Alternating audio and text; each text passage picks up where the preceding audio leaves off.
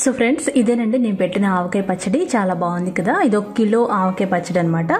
So ఈ వీడియోలో చూపించినట్లుగా మీరు కూడా తయారు చేస్తే చాలా బాగుంటుంది చాలా పర్ఫెక్ట్ గా చాలా ఈజీగా తయారు చేసుకోవచ్చు సంవత్సరం పాటు ముక్క అస్సలు మెత్తబడదండి చూసారు కదా పచ్చడి అంతా కలిపిన తర్వాత మిగిలిన ఈ గిన్నెలో ఒక ముద్ద అన్నం కలిపి మా వారికి కూడా పెట్టానండి నేను చాలా టేస్టీగా ఉంది సో ఫ్రెండ్స్ వీడియోలోకి వెళ్ళిపోదాం ఇది మా ఇంటి పక్కనే ఉన్న పచ్చడి మామిడికాయల చెట్టు అన్నమాట చూడండి చాలా బాగుంది కదా చిన్నగా ఉన్నాయి చాలా పుల్లగా ఉన్నాయి వీటి పేరు అయితే మాకు సరిగ్గా తెలియదండి బట్ ఈ పచ్చడి మామిడికాయలు అన్నమాట సో ఒక చెట్టుకున్న మామిడికాయలు పచ్చడి పడితే బాగుంటుంది అంటారు కదా ఈవినింగ్ టైం వచ్చేసి మా హస్బెండ్ అన్ని కోసారనమాట కోసిన తర్వాత నెక్స్ట్ డే నేను పచ్చడి పట్టాను చూడండి ఇవి చాలా గట్టిగా ఉన్న పచ్చడికాయలు ఎంచుకోవాలి ఎప్పుడైనా ఇవి ఎల్లోగా అవ్వకూడదు అనమాట పచ్చగా ఉండాలి మీడియం సైజ్ పచ్చడికాయలు తీసుకుంటే మనం కట్ చేసుకున్నప్పుడు ముక్కలుగా టెంక అన్ని ముక్కలకి వస్తుంది అలా వచ్చేలాగా కట్ చేసుకోవాలి చూడండి ఇక్కడ మేము ఇంట్లోనే కట్ చేస్తున్నాము దాని లోపల జీడి ఉంటుంది కదా అది తీసేసేయాలి అది ఆల్రెడీ పోతుంది ఇక్కడ మేము ఒక కాయని ఆల్మోస్ట్ 6 పీసెస్ లాగా చేసాం అనమాట అంటే చిన్న చిన్న ముక్కలు కట్ చేసాము ఇలా కట్ చేసుకొని పక్కన పెట్టుకోవాలి ఇవన్నీ జీడీలు తీసేయాలి ఆల్రెడీ మనం కట్ చేసినప్పుడు జీడీలు పోతాయన్నమాట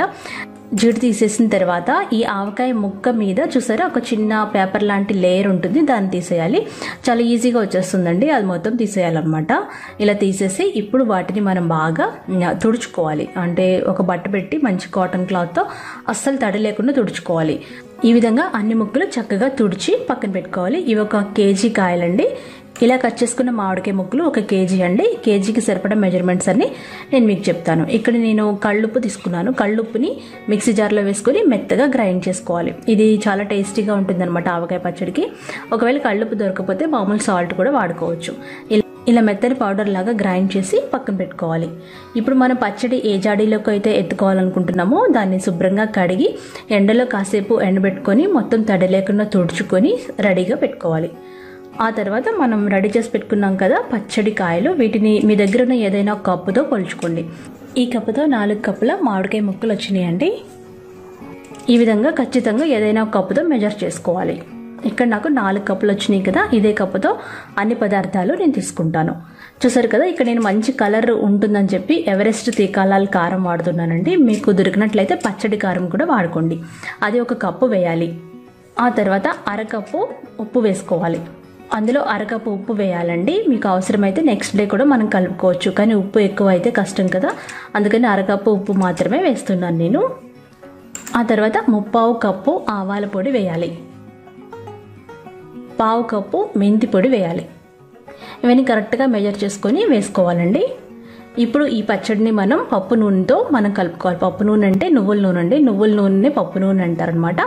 ఈ కప్పుతో 2 కప్పుల నువ్వుల నూనె వేస్తున్నాను నేను ఇక్కడ దీని బదులు గ్రౌండ్నట్ ఆయిల్ కూడా వాడుకోవచ్చు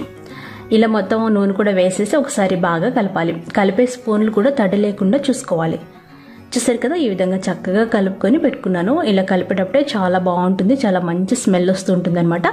మంచి క్వాలిటీ నువ్వుల నూనె వాడుకోండి బాగా కలిపి మూత పెట్టి 1 రోజంతా ఊరనివ్వాలి నెక్స్ట్ డే వచ్చేసి 2 పెద్ద వెల్లుల్లి గడ్డలు తీసుకొని వాటిని ఇలా రేకులుగా సపరేట్ చేసి మనం దాంట్లో కొద్దిగా నూనె వేసి రాసి దీన్ని 1 గంట సేపు ఎండలో పెట్టాలి ఇలా ఎండలో పెడితే మనకి చక్కగా వెల్లుల్లి రేకలు పొట్టు వలవడం చాలా ఈజీ అవుతుంది అనమాట చూసారు కదా ఈ విధంగా ఎండలో పెట్టాను 1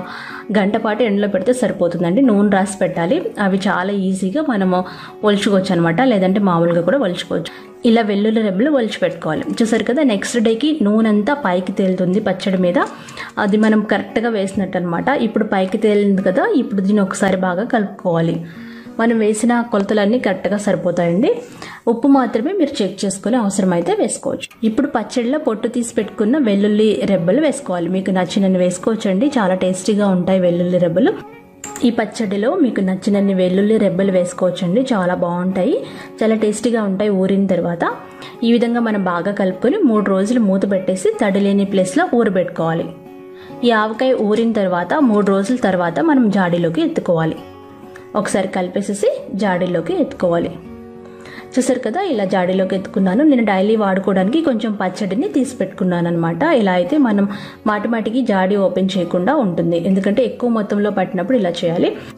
మన సంవత్సరం పాటు నిల్వ ఉంచుకోవడానికి పచ్చడి జాడీ మీద ఒక కాటన్ బట్ట కప్పి ఈ విధంగా గట్టిగా కట్టేసి తడి లేని ప్లేస్లో పెట్టుకుంటే సంవత్సరం వరకు నిల్వ ఉంటుందన్నమాట మీరు కావాల్సినప్పుడు తడి లేని స్పూన్తో తీసుకొని వాడుకోవచ్చు మనం వాడుకునేటప్పుడు కూడా 30 స్పూన్స్ పెట్టుకున్నా ఉంటే సంవత్సరం వరకు చాలా బాగుంటుంది, ముక్క అస్సలు మెత్తబడదు. ఇప్పుడు పచ్చడి కలిపిన బౌల్లో మనం కొద్దిగా వేడివేడి అన్నాన్ని వేసుకోవాలి. చాలా టేస్టీగా ఉంటుందండి. అందులో 1 టీ స్పూన్ నెయ్యి వేయాలన్నమాట. నెయ్యి వేసి అందులో కొంచెం పోపు వేసుకోవాలి. పోపు చాలా సింపుల్ అండి. 1 టీ స్పూన్ నూనె వేడి చేసి అందులో ఆవాలు, మినపప్పు, శనగపప్పు, జీలకర్ర, అలాగే 2 ఎండుమిరపకాయలు, 1 రెబ్బ కరివేపాకు వేసి చక్కగా వేయించుకోవాలి. జస్ట్ పోపు పెట్టి తింటే ఈ ఆవకాయ అన్నం చాలా బాగుంటుంది అనమాట. కొత్త ఆవకాయ అన్నం అంటారు కదా, ఈ పోపుని మనం అన్నంలో వేసేసుకొని ఆవకాయ పచ్చడితో కలిపేసుకోవాలన్నమాట. కావాలనుకుంటే 1 మామిడికాయ ముక్క కూడా పెట్టుకోవచ్చు. చాలా టేస్టీగా ఉంటుందండి, చూస్తుంటేనే నోరూరిపోతుంది. సో ఫ్రెండ్స్, ఇలా మీరు తప్పకుండా ట్రై చేయండి. ఇది మా నాయనమ్మ టెక్నిక్ అనమాట. ఇలా కలిపేసి అందరికీ ముద్దలు పెడుతూ ఉంటుంది. అఫ్కోర్స్ అందరూ పెడుతూ ఉంటారు కదా ఆవకాయ కలిపినప్పుడు. ఇలా మీరు తప్పకుండా ట్రై చేయండి. నేను ఈ వీడియోలో చూపించిన కొలతలు, టిప్స్ ఖచ్చితంగా ఫాలో అయితే మీరు